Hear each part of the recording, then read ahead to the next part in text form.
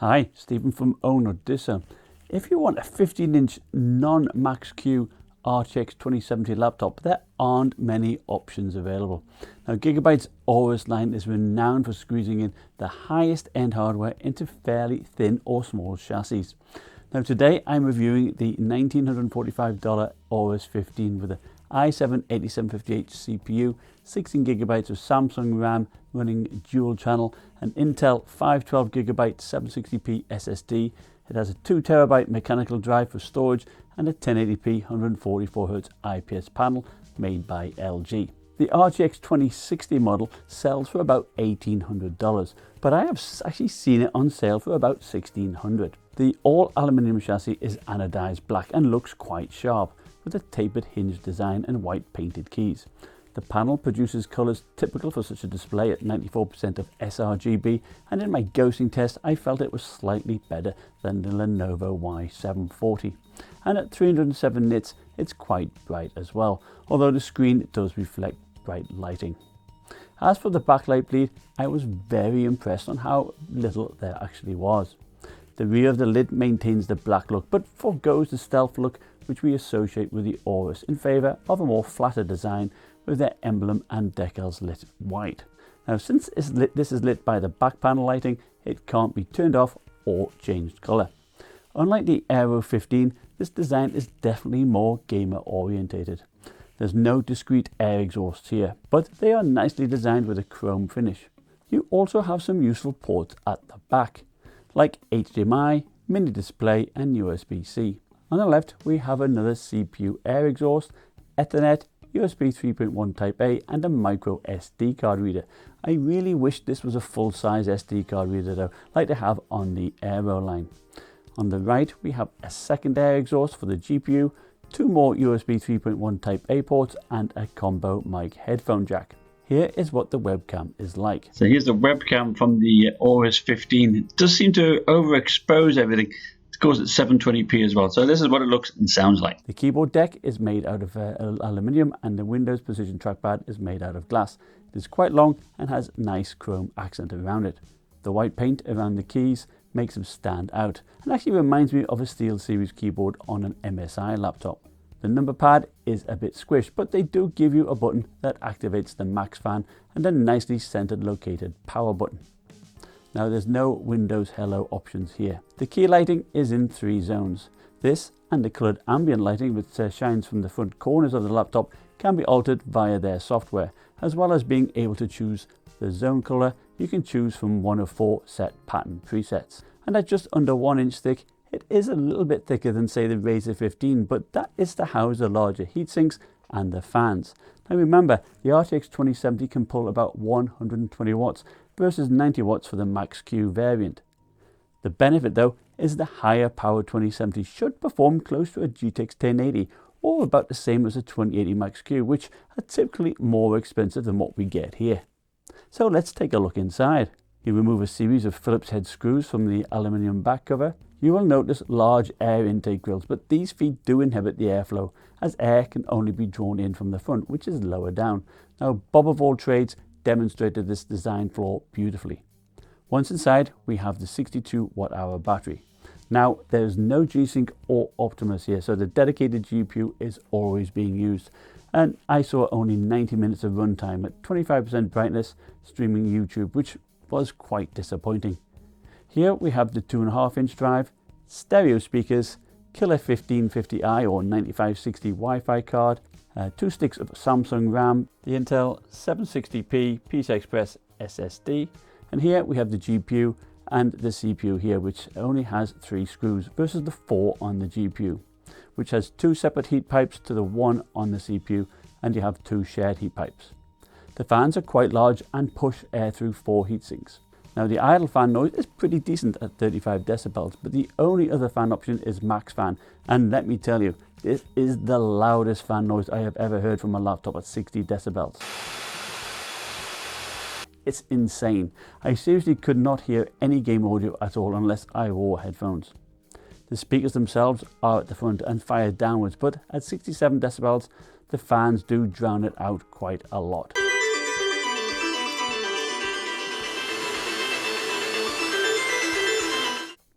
On a positive note though, they do keep the chassis cool, and you can see where the cool air is brought through the left and right parts of the keyboard. Even in the center, it is really cool at 33 degrees.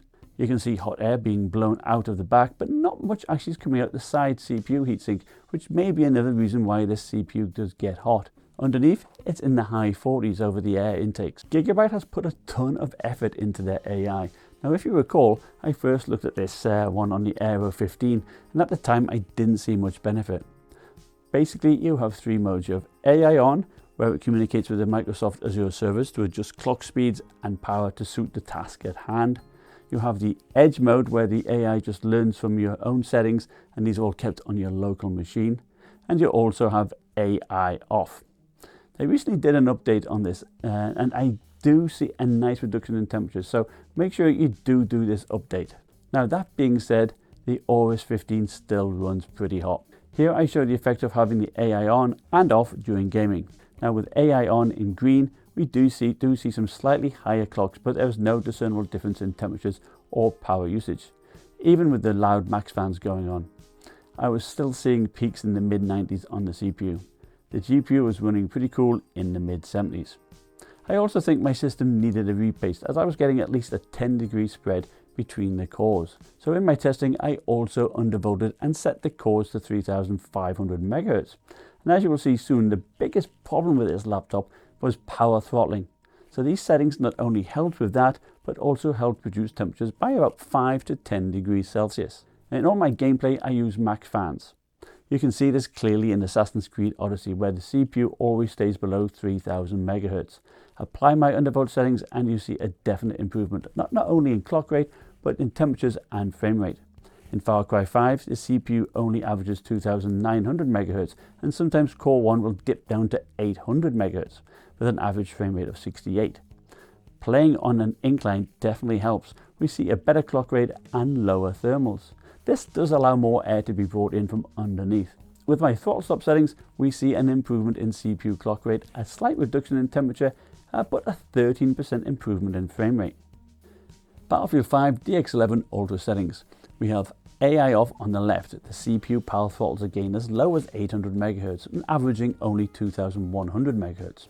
Switch on the AI and we do see a slight increase in watts to the CPU, and even the GPU boosts up a little bit higher. But again, the CPU drops as low as 800 MHz and it averages 2500. So the AI is actually trying to help out the frame rate here, but it's still only in the low 50s. Now, undervolt and underclock the CPU, we see a big increase in watts to the CPU, allowing it to run at a higher clock rate and a huge increase in frame rate. We go from the 50s to about 100 FPS.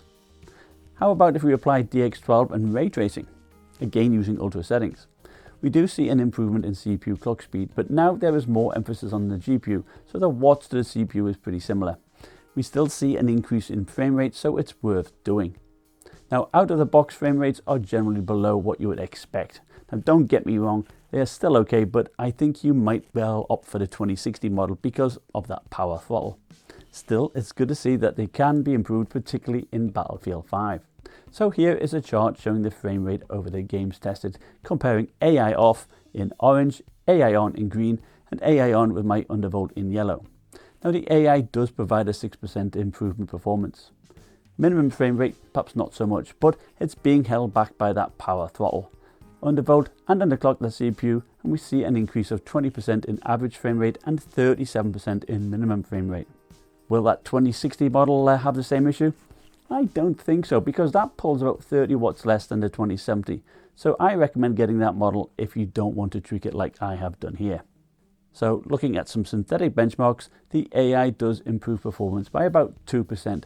It's not huge, but it is there and it is consistent. Accelerated 3D rendering works well though. According to the V-Ray benchmark, it is faster than the 2080 Max-Q in my Triton 500. Testing using Cinebench R20, this is a CPU test, and we see a 10% improvement when I apply my tweak. In my Handbrake encode, the AI improved the encode rate by 10%, but it did peak to 97 degrees, even using the max fan. Now, apply my tweak, we shave off a minute and reduce the peak temperatures by 11 degrees. So how would I sum up the Aorus 15? Well, I feel like Gigabyte have been a bit too ambitious on this one. The 2070 takes a lot of cooling and uses so much power that in order to try and keep that CPU cool, it downclocks to really low levels, resulting in low frame rates.